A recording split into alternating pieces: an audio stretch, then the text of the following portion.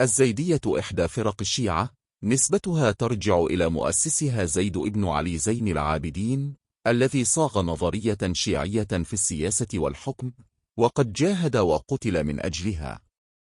وكان يرى صحة إمامة أبي بكر وعمر وعثمان، ولم يقل أحد منهم بتكفير أحد من الصحابة، ومن مذهبهم جواز إمامة المفضول مع وجود الأفضل.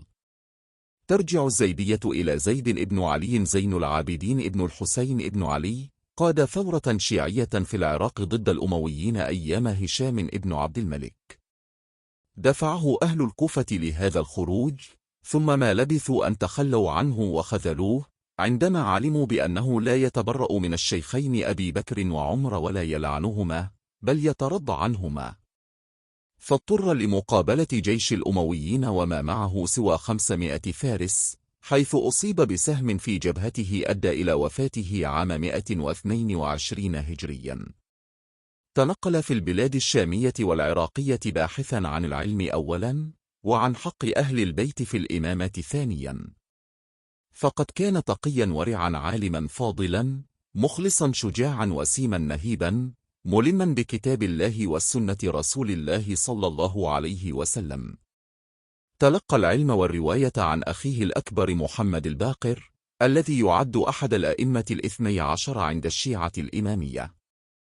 ينسب إليه كتاب المجموع في الحديث، وكتاب المجموع في الفقه، وهما كتاب واحد اسمه المجموع الكبير، رواهما عنه تلميذه الواسطي، الذي مات في الربع الثالث من القرن الثاني للهجرة. أما ابنه يحيى بن زيد، فقد خاض المعارك مع والده، لكنه تمكن من الفرار إلى خراسان حيث لاحقته سيوف الأمويين، فقتل هناك سنة 125 هجريا.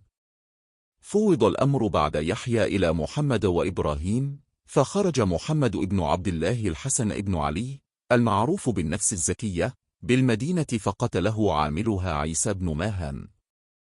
وخرج من بعده أخوه إبراهيم بالبصرة، فكان مقتله فيها بأمر من المنصور.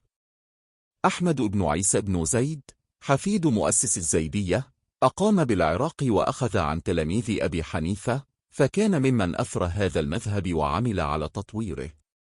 من علماء الزيدية القاسم ابن إبراهيم الرسي، ابن عبد الله ابن الحسين ابن علي بن أبي طالب، تشكلت له طائفة زيدية عرفت باسم القاسمية.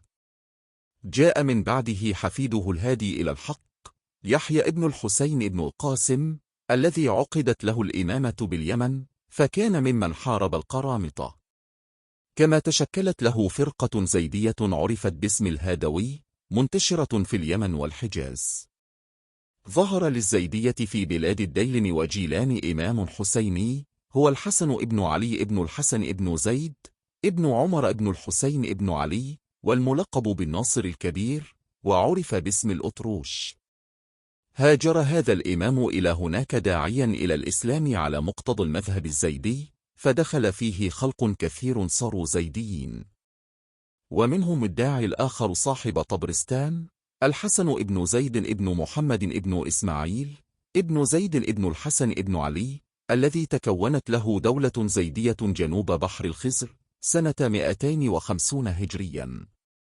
وقد عرف من أئمتهم محمد ابن إبراهيم ابن طباطبة، الذي بعث بدعاته إلى الحجاز ومصر واليمن والبصرة.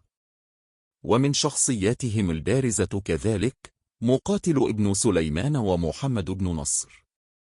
ومنهم أبو الفضل ابن العميد، والصاحب ابن عباد.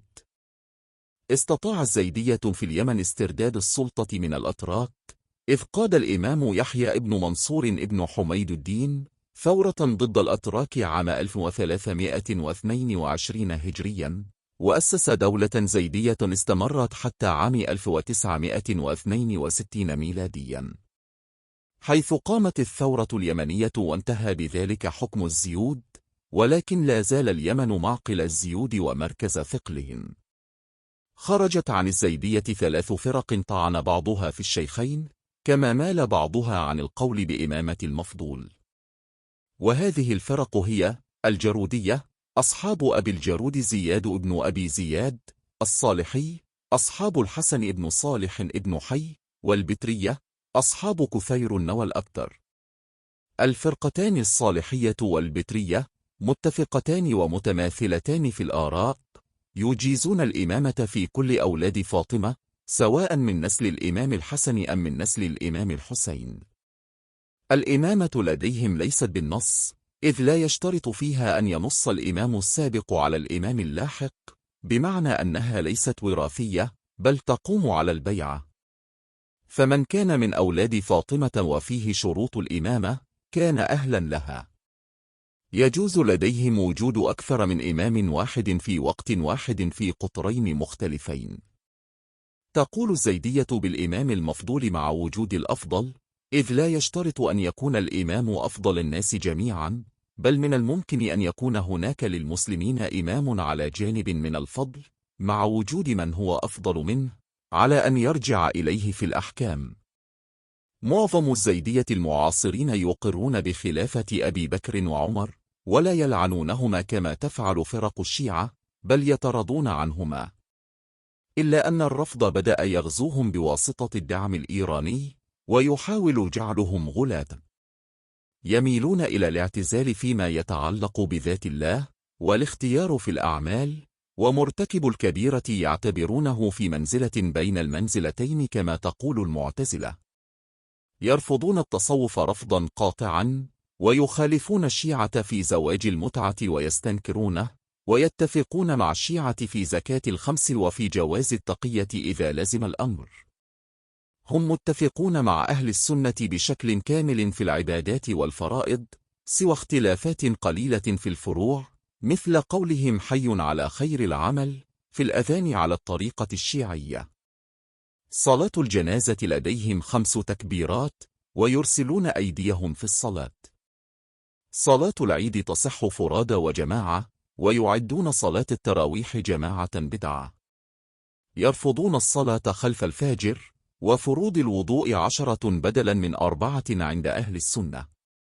باب الاجتهاد مفتوح لكل من يريد الاجتهاد، ومن عجز عن ذلك قلد، وتقليد أهل البيت أفضل من تقليد غيرهم. يقولون بوجوب الخروج على الإمام الظالم الجائر ولا تجب طاعته. لا يقولون بعصمة الأئمة عن الخطأ، كما لا يغلون في رفع أئمتهم على غرار ما تفعله معظم فرق الشيعة الأخرى.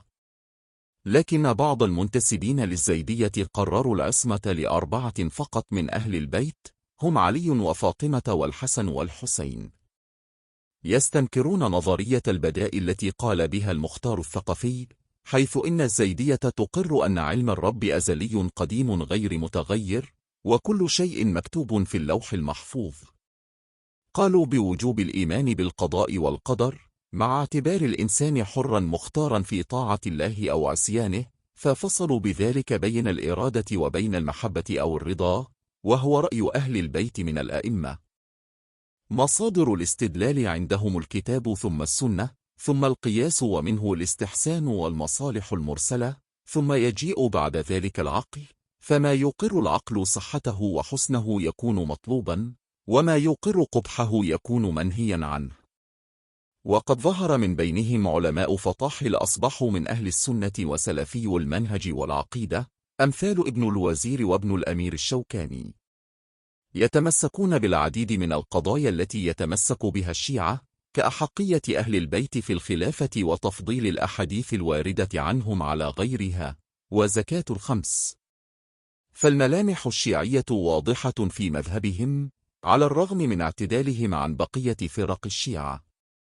تأثر الزيدية بالمعتزلة، فانعكست اعتزالية واصل بن عطاء عليهم، وظهر هذا جليا في تقديرهم للعقل وإعطائه أهمية كبرى في الاستدلال، إذ يجعلون له نصيبا وافرا في فهم العقائد وفي تطبيق أحكام الشريعة، وفي الحكم بحسن الأشياء وقبحها، فضلا عن تحليلاتهم للجبر والاختيار ومرتكب الكبيرة والخلود في النار.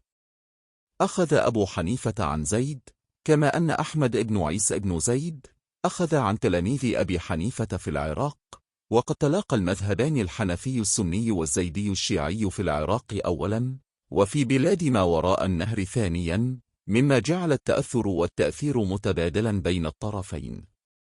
قامت دولة للزيدية أسسها الحسن ابن زيد سنة 250 هجريا في أرض الديلم وطبرستان، كما أن الهادي إلى الحق أقام دولة ثانية لها في اليمن في القرن الثالث الهجري.